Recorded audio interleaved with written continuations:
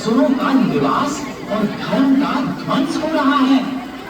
कंस नामक असुर धर्म का विनाश कर रहा है। प्रजा त्रस्त है। हे प्रभु, आप ही इस संसार के पालनहार हैं। आप ही इस दुख को दूर कर सकते हैं। कंस के अत्याचारों से देवलोक पर दहशत फैल गई थी।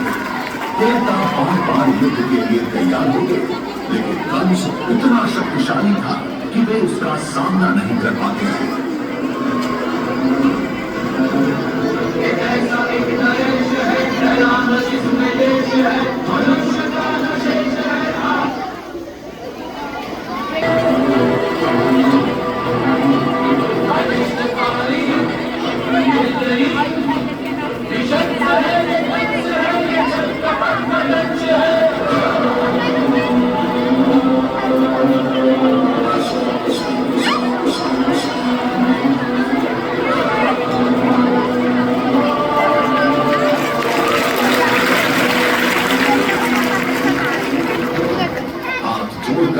उन्होंने भगवान विष्णु से निवेदन किया कि वे अवतार लेकर कंस का संहार करें और संसार को दुख से मुक्त करें। जब धरती पर अन्याय बढ़ेगा, तब मैं फिर से जन्म लेकर इस दुख को दूर करूंगा और धर्म की स्थापना करूंगा।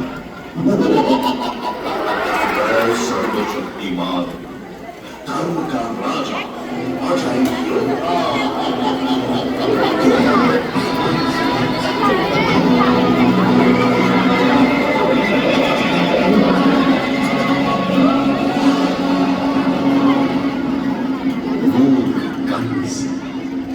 जिसे तू अपने हाथों से विदा कर रहा है, उसी देवकी का 8वां पुत्र तेरा काल होगा। नहीं नहीं, ऐसा नहीं हो सकता। सिपाही, देवकी और वासुदेव को तुरंत जेल में डाल दो। यह सुनकर कंस का रंग उड़ गया। वह रात दिन भयभीत रहने लगा। उसने देवकी और वासुदेव को कारागार में डाल दिया और उनके हर बच्चे को मार डालने का आदेश दिया। उसने देवकी और उसके पति वासुदेव को बंदी बना लिया। कंस ने सोचा कि अगर वह देवकी के सभी बच्चों को मार डालेगा तो वह सुरक्षित रह जाएगा। मथुरा की धरा पर एक रात चंद्रमा की चांदनी में देवकी ने एक दिव्य शिशु को जन्म दिया।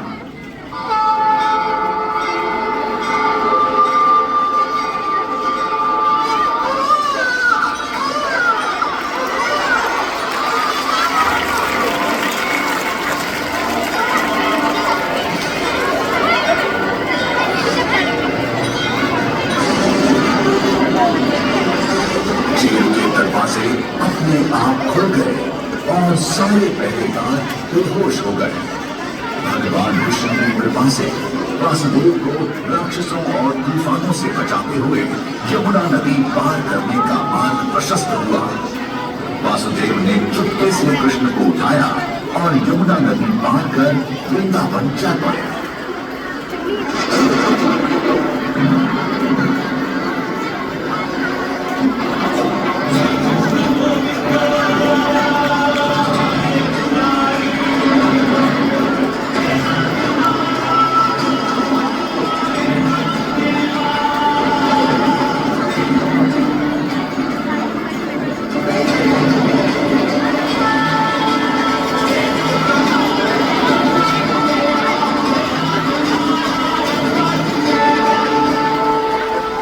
पहुंचने पर वासुदेव ने यशोदा और नंद के घर जाकर अपने नवजात शिशु कृष्ण को उन्हें सौंप दिया और इस तरह कृष्ण गोकुल में सुरक्षित रहे और बचपन से ही कन्हैया लाल कहलाने लगे।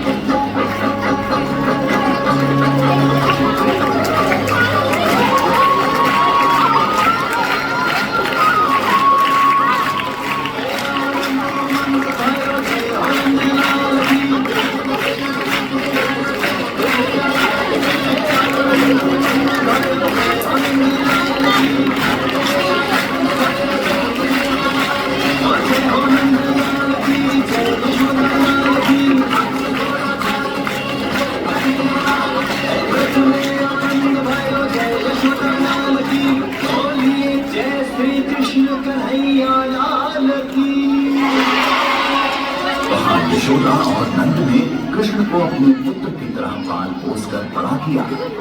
कृष्ण माखन चोर के नाम से जाने जाते थे। अपने मित्रों के संग गोपियों के पानी के घड़े तोड़ देते, कभी मटकी तोड़ माखन चुरा लेते, कई बार तो ऊंची टंगी हुई मटकी भी अपने साथियों के साथ तोड़ देते।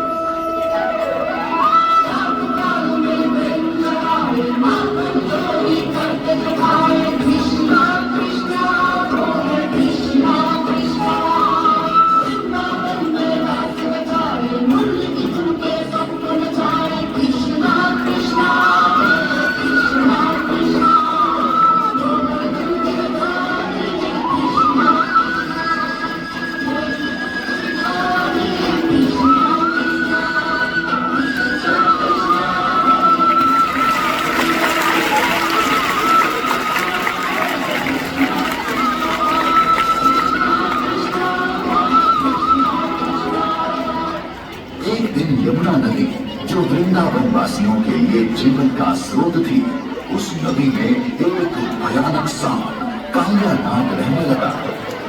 वह नदी को जहर से भर रहा था और लोगों को बीमार कर रहा था। एक दिन कृष्ण अपने दोस्तों के साथ यमुना नदी के किनारे खेल रहे थे। खेलते खेलते उनकी गेंद नदी में गिर गई। कृष्ण गेंद को निकालने के लिए नदी में कूद गए।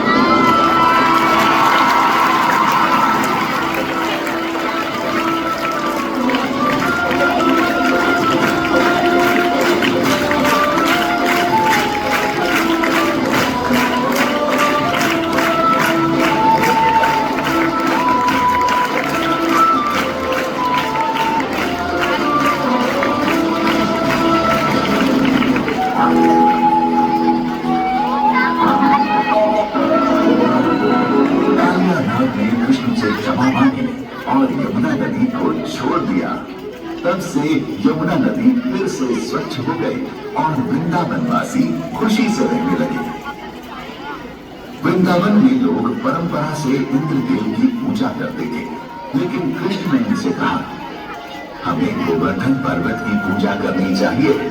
यह पर्वत ही हमारा पालन पोषण करता है। इसी पर्वत से हमें घास, चारा, फल और सब्जियां मिलती हैं। हमारी गायें इसी पर्वत पर चलती हैं। यह पर्वत हमारी रक्षा करता है। लेकिन इंद्रदेव, देवताओं के राजा को यह पसंद नहीं था। उन्हें लगा कि लोग उनकी पूजा करने के बजाय इस पर्वत की पूजा कर रहे हैं। इंद्र ने गुस्से में आकर वृंदावन पर बहुत तेज बारिश करवाई। बारिश इतनी तेज थी कि पूरा गांव पानी में डूबने लगा। लोग बहुत डर गए। उन्होंने कृष्ण से मदद मांगी।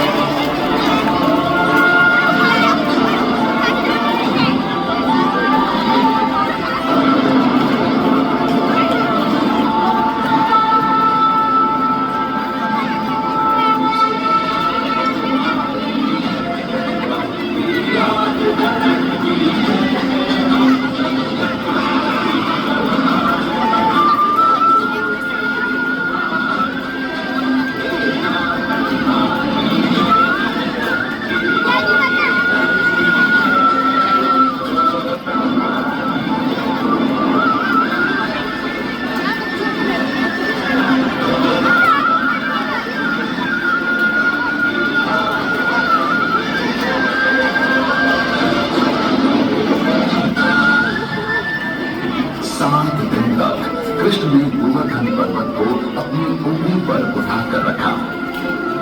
इस दौरान इंद्र को अपनी गलती का एहसास हुआ और उन्होंने कृष्ण से क्षमा मांगी।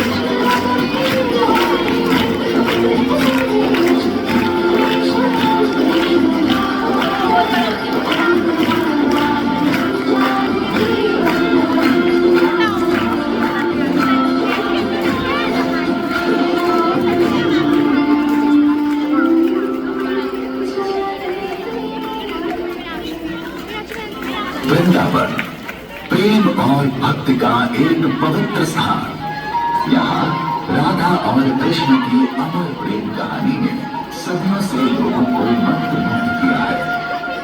एक रात चांदनी की रोशनी में राधा और गोपियां तालाब के किनारे बैठी हुई थी।